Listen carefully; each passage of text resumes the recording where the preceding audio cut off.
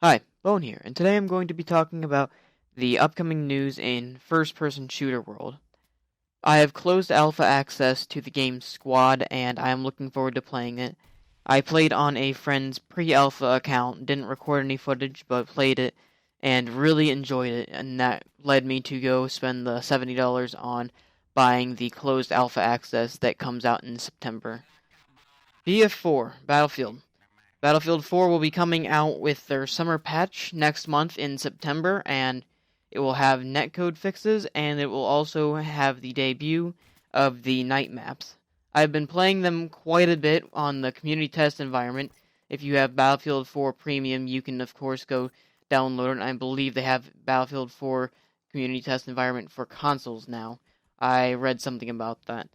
But with the Battlefield and community test environment, there are more bugs, but it is a lot of fun, and the test environment gives you access to test out new maps and all of that. And I've been playing around on the jungle map.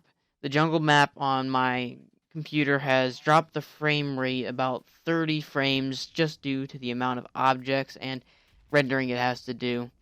They have a lot of foliage. That's, I think, the main cause of that, and I think they need to work on some optimization before they do the whole release of it.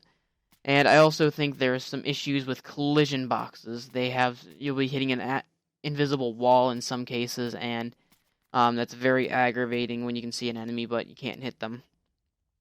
Moving on to Windows 10. I think Windows 10 would get a lot more users if they added Halo 5 just exclusively to Windows 10.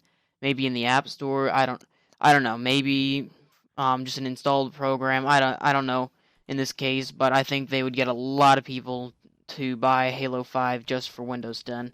And I think that it would be a great way to carry or bring on Windows 10 and have Halo 5 as a plus to it.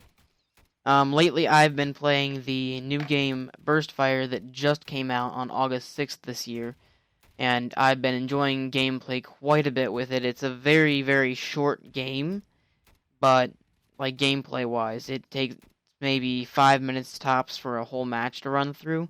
And my main complaint is that you end up waiting 5-10 minutes in the server queue for 10 players to get there, and that's a maximum of 10 players. It's 5 versus 5 every match. And it's very aggravating to have to wait so long just for the game to start, and then the game doesn't last that long in the first place. Recently, I got Insurgency, and I will be showing some Insurgency gameplay with this video. And I think that it is a great game. Mechanics-wise, it's very good, and I find it to be much more realistic and efficient to play than Battlefield and the other first-person shooters. Insurgency has the right amount of particle effects that I think is great, because in Battlefield 4 you'll end up with one grenade leaving a smoke cloud for 5-10 seconds, and that's just aggravating. So I think that Insurgency is great. Also, it doesn't take a whole magazine to kill someone. I have my gun always in semi-auto instead of automatic, just because it takes 1, 2, 3 shots to take down your enemy if you hit them in the chest area, or 1 shot or 2 shots to the head.